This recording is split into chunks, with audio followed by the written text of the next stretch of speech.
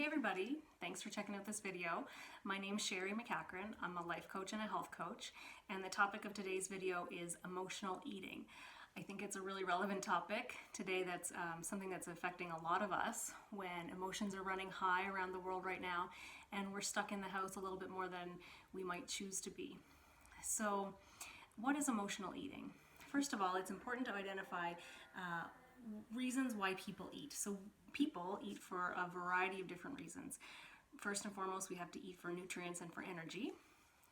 We might eat because we're having a physical craving, because we might be addicted to sugar or some artificial sweeteners, salt, junk food, things like that. We eat for social interactions. Food is pretty much intertwined in everything that we do as a society, whether we're celebrating, we're grieving, we're just having a social encounter such as going out for dinner or going to a party to mingle with people. There's usually food associated with those things. So we may eat just because other people are eating, or we may eat to fit in. We may eat not to offend somebody who's prepared a meal for us. So that could be a reason. And of course, when we're eating and it's not for any of those reasons, we may be emotionally eating. So emotional eating is using food as some sort of a coping mechanism for the emotions that we're feeling. It may be boredom, it may be anxiety, it may be a feeling of being burnt out or being overtired, maybe loneliness, maybe just a level of dissatisfaction. We can use food as a coping mechanism for a variety of different things. Now, I identified myself as an emotional eater when I went on my first diet of my life when I was 34 and I had decided to do a competitive bodybuilding show. Like I said, I had never been on a diet before. If I had, I certainly never lasted very long on it.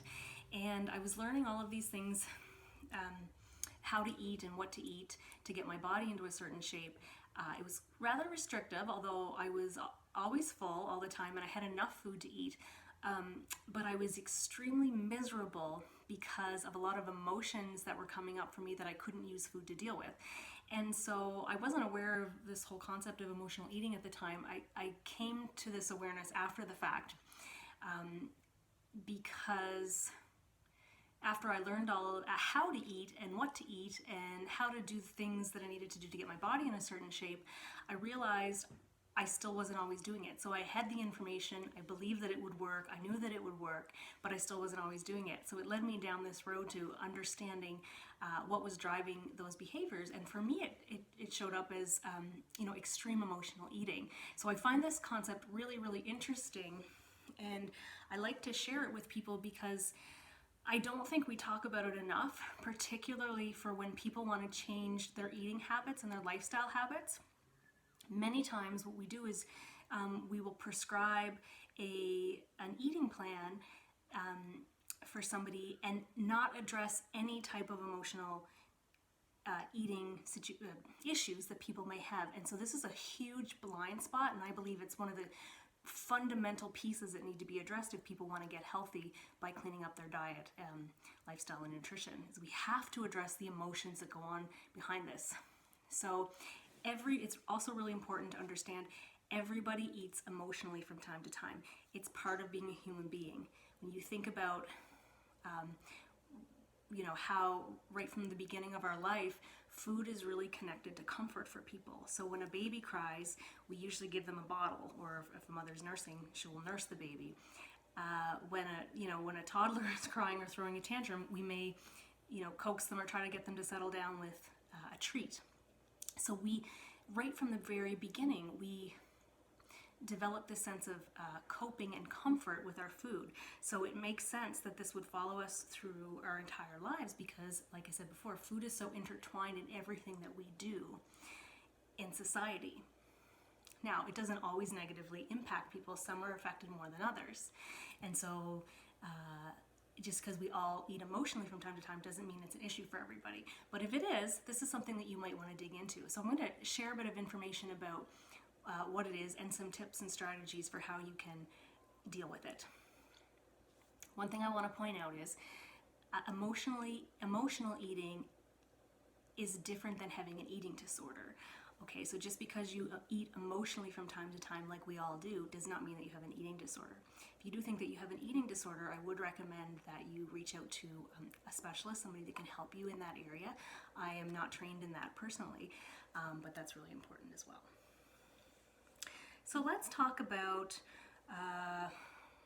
things that you can do to overcome your emotional eating.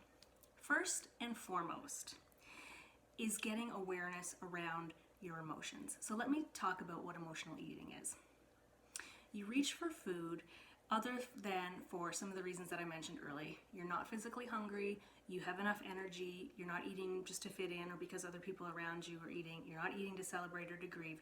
You're eating because there's no kind of maybe other reason. So you might think, okay, why am I eating? So first and foremost, it's really important to get awareness about why you're eating. And so if you're starting this work, what I would suggest is getting like a journal or just like a scribbler or a whiteboard, one of those little whiteboards you can stick on your fridge or your cupboards, or even just taking some notes in your phone. If you don't want to be obvious about what you're doing, you can just jot it down in your phone. So time, date, what I was feeling, what I ate, and how I felt after. Those would be kind of like the 5 things to jot down. Keep in mind, some people are more highly in tune with their emotions than others. So this can be more difficult for some than others. If you've lived your life suppressing a lot of your emotions and being very detached from your emotions, when you ask yourself, what am I feeling right now, you may not know what the answer is, and that's okay. That just comes with, how much you've suppressed in your life. Men are typically less in tune with their emotions, not always, but men a lot of times when they're boys, they're trained, they don't cry, they don't show emotions, they don't want to appear sensitive. So what they will do is bury their emotions. So sometimes men or women, sometimes we got to get the shovel out, and start kind of digging through to figure out what is it that I'm feeling. So if you don't exactly know what you're feeling, it's okay. What I would say is just take a moment, if you can, and if you're in a situation where you can even just like take a few deep breaths, close your eyes, and just say like, what is it that I'm feeling right now?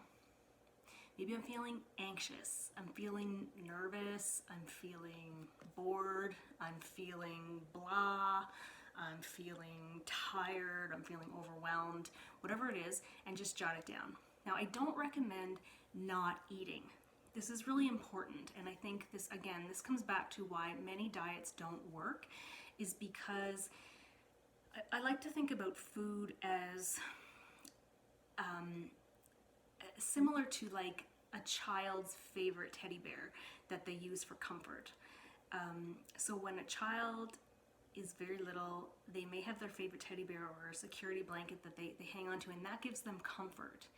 It's not rational. There's nothing that a teddy bear or a security blanket can do for them, but while they're building their coping strategies in life, they cling to those things. So if I was around a child and they were crying or they were upset or they were scared, they had a nightmare, I would never take their teddy bear and yank it out of their hands and say like, oh, time to get rid of this, right? Like that would be very cruel. So I always compare that sort of an analogy to somebody who's emotionally eating and trying to stop eating or trying to eat better or trying to eat less, right? It's not where you start. You start with building the coping strategies. So just the same as a child, one day you'll wake up and that teddy bear will be, in the back of a closet or under the bed, and it would have been there for the last month. As children develop their coping strategies, they don't need that teddy bear anymore for comfort. And it's the same with us with food. Once we build our coping strategies, eventually the food goes away. Now, food is tricky because it's not like drugs or alcohol, for example, for someone who's addicted or uses drugs or alcohol to deal with their emotions. You can cut that out of your life, albeit that's not easy, but you can do it. For people who use food as a coping strategy, unfortunately, we can't just get rid of it, right? We have to learn to manage it. But what you'll find is once you've created that strategy for dealing with the emotion, that need for food just goes away. It doesn't happen overnight typically, but it will eventually go away if you're persistent with it. So number 1, identify what emotion or feeling you're having. You might want to jot down what food choice you make, okay? Are you reaching for sweet foods? Are you reaching for salty foods, junk foods? Maybe you're eating healthy foods like fruits and vegetables, or things that are, really good for you, just eating too much of them. And then you also want to jot down how you feel afterwards. And this is really important because a lot of people will, when they have emotional eating issues, there can be a lot of guilt and shame associated with their emotional eating choices.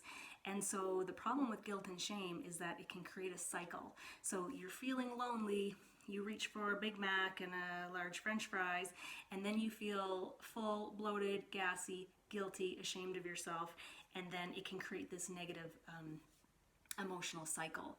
So Jada, I would like to say, do not feel guilt or do not feel shame about your eating choices. But guilt and shame are an emotion just like anything else. You don't want to suppress it further.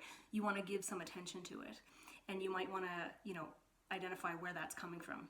Why do you feel guilty? Why do you feel ashamed? And just spend some time with it. Okay, you don't have to come up with a solution. Just allow yourself to spend time with it. Once you spend some time doing this and you become a little bit more aware. So again, it's going to happen differently for different people. Some people it will start to surface right away, and you'll start to make these associations. Oh, I'm going to the fridge. I'm not hungry. There's no other reason. I must be emotionally eating. What's the emotion? Jot it down. Sit with it.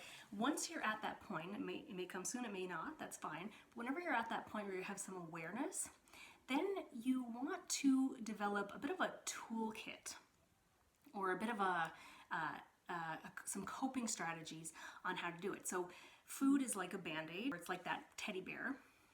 It doesn't really serve any purpose in that moment other than to comfort us. So what you want to do is identify what emotion am I feeding right now? And you want to come up with a list, say, of things that you could do to fill up your soul or to give yourself some joy and pleasure in another way. Healthy strategies are best, obviously.